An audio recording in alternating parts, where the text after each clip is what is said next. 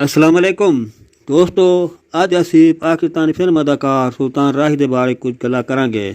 ਸੁਲਤਾਨ ਰਾਹੀ ਜਦੋਂ ਫਿਲਮੀ ਦੁਨੀਆ ਵਿੱਚ ਆਏ ਉਸ ਵਕਤ ਬਲੈਕ ਐਂਡ ਵਾਈਟ ਫਿਲਮ ਦਾ ਦੌਰ ਸੀ। ਸੁਲਤਾਨ ਰਾਹੀ ਉਸ ਵਕਤ ਛੋਟੇ ਕਿਰਦਾਰ ਕਰਦੇ ਸਨ। ਕੁਝ ਫਿਲਮਾਂ 'ਚ ਵਿਲਨ ਦਾ ਰੋਲ ਕੀਤਾ ਅਤੇ ਕਈ ਫਿਲਮਾਂ 'ਚ ਅੱਛੇ ਰੋਲ ਵੀ ਉਹਨਾਂ ਨੇ ਕੀਤੇ ਸਨ। ਬਸ਼ੀਰਾ ਫਿਲਮ ਤੋਂ ਉਹਨਾਂ ਦੇ ਬਸ਼ੀਰਾ ਦੀ ਕਾਮਯਾਬੀ ਦੇ ਬਾਅਦ ਹੀਰੋ ਦੇ ਕਿਰਦਾਰ ਨੂੰ ਕਾਮਯਾਬੀ ਦੇ ਨਾਲ ਕੀਤੇ ਅਤੇ ਫਨ ਦਾ ਸੁਲਤਾਨ ਕਹਿਲਵਾਇਆ।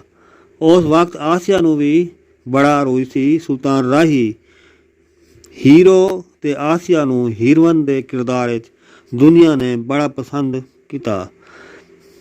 ਉਸ ਦੇ ਬਾਅਦ ਰੰਗੀਨ ਕੈਮਰਾ ਸਾਹਮਣੇ ਆਇਆ।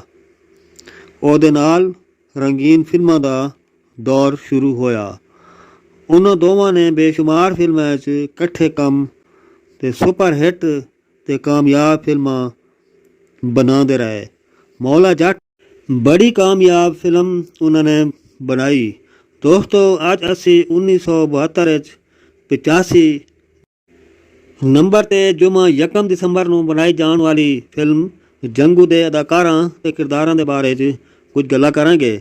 ਉਸ ਫਿਲਮ ਵਿੱਚ ਜਦੋਂ ਬੱਚਾ ਆਉਂਦਾ, ਉਹਦੀ ਮਾਂ ਦੇ ਕਤਲ ਹੋਣ ਦੇ ਬਾਅਦ ਉਹਨੂੰ ਜੰਗਲ ਵਿੱਚ ਜੰਗਲੀ ਜਾਨਵਰਾਂ ਦੇ ਨਾਲ ਉਹਨੂੰ ਪਾਲ ਲਿਆ ਜਾਂਦਾ ਹੈ।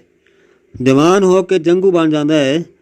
ਉਹਦੇ ਰਹਿਣ ਦਾ ਠਿਕਾਣਾ ਜੰਗਲ ਵਿੱਚ ਹੁੰਦਾ ਹੈ। ਉਸ ਫਿਲਮ ਵਿੱਚ ਸੁਲਤਾਨ ਰਾਹੀ ਨੇ ਜੰਗੂ ਦਾ ਰੋਲ ਕੀਤਾ ਸੀ। ਯੂਸਫ ਖਾਨ ਨੇ ਚੌਧਰੀ ਹਾਕਿਮ ਦਾ ਕਿਰਦਾਰ ਕੀਤਾ ਸੀ। ਸੁਲਤਾਨ ਰਾਹੀ ਨੇ ਯੂਸਫ ਖਾਨ ਦੇ ਪੁੱਤਰ ਦਾ ਕਿਰਦਾਰ ਕੀਤਾ ਸੀ। ਆਸਿਫਾ ਨੇ ਯੂਸਫ ਖਾਨ ਦੀ ਬੀਵੀ ਦਾ ਕਿਰਦਾਰ ਕੀਤਾ ਸੀ। ਸੁਲਤਾਨਾ ਇਕਬਾਲ ਨੇ ਉਹਨਾਂ ਦੀ ਨੌਕਰਾਨੀ ਦਾ ਕਿਰਦਾਰ ਕੀਤਾ ਸੀ। ਅਸਦ ਬੁਖਾਰੀ ਨੇ ਇੱਕ ਬਦਮਾਸ਼ ਦਾ ਕਿਰਦਾਰ ਕੀਤਾ ਸੀ।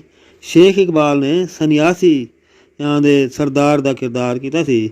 ਇਕਬਾਲ ਹਸਨ ਨੇ ਕਾਸਿਮ ਦਾ ਕਿਰਦਾਰ ਕੀਤਾ।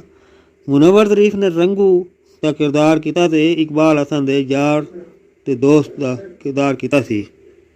ਨਗਮਾ ਨੇ ਰਾਣੀ ਦਾ ਕਿਰਦਾਰ ਕੀਤਾ ਸੀ ਅਤੇ ਆਲੀਆ ਨੇ ਭਾਗਾਂ ਦਾ ਕਿਰਦਾਰ ਕੀਤਾ ਸੀ। ਖਲੀਫਾ ਨਜ਼ੀਰ ਨੇ ਮਸਤੂ ਪੱਖੀਬਾਜ਼ ਦਾ ਕਿਰਦਾਰ ਕੀਤਾ ਸੀ। ਆਲੀਆ ਅਤੇ ਇਕਬਾਲ ਹਸਨ ਨੇ ਇੱਕ ਦੂਜੇ ਦੇ ਨਾਲ ਪਿਆਰ ਅਤੇ ਮੁਹੱਬਤ ਵਾਲਾ ਕਿਰਦਾਰ ਕੀਤਾ ਸੀ। ਅਫਜ਼ਾਲ ਅਹਿਮਦ ਨੇ ਸ਼ੇਰੂ ਦਾ ਕਿਰਦਾਰ ਕੀਤਾ ਸੀ। ਫਿਲਮ ਵਿੱਚ ਕੁੱਲ 8 ਗਾਣੇ ਰੱਖੇ ਗਏ ਸਨ, ਜਿਹਨੂੰ ਨੂਰ ਜਹਾਂ ਅਤੇ ਮਸੂਦ ਰਾਣਾ ਨੇ ਗਾਇਆ ਸੀ। ਦੋਸਤੋ, ਇਸ ਫਿਲਮ ਦੀ ਮੁਕੰਮਲ ਮਾਲੂਮਾਤ ਜਾਣਨ ਲਈ ਤੁਸੀਂ ਵੈਲਕਮ ਸਟੂਡੀਓ 'ਤੇ ਜਾ ਕੇ ਫੋਲੋ ਕਰੋ। ਤੁਹਾਨੂੰ ਉਸ ਚੈਨਲ 'ਤੇ ਹਰ ਫਿਲਮ ਦੀ ਪੂਰੀ ਗਾਣਿਆਂ ਦੇ ਨਾਲ ਮੁਕੰਮਲ ਮਾਲੂਮਾਤ ਮਿਲੇਗੀ। ਤੁਸੀਂ ਇਸ ਚੈਨਲ ਨੂੰ ਸਬਸਕ੍ਰਾਈਬ ਕਰਕੇ ਘੰਟੀ ਵਾਲੇ ਬਟਨ ਦਬਾ ਕੇ ਆਲ 'ਤੇ ਕਲਿੱਕ ਕਰੋ। ਵੀਡੀਓ ਫੁੱਲ ਵਾਚ ਕਰੋ।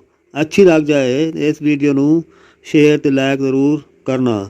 ਆਪਣਾ ਬਹੁਤ ਸਾ ਖਿਆਲ ਰੱਖਣਾ। ਕਿਸੇ ਹੋਰ ਫਿਲਮ ਦੀ ਮਾਲੂਮਾਤ ਲੈ ਕੇ ਅਸੀਂ ਫਿਰ ਮਿਲਾਂਗੇ। ਬਾਰ ਮੁਨੀਰ ਨੂੰ ਇਜਾਜ਼ਤ ਦਿਓ।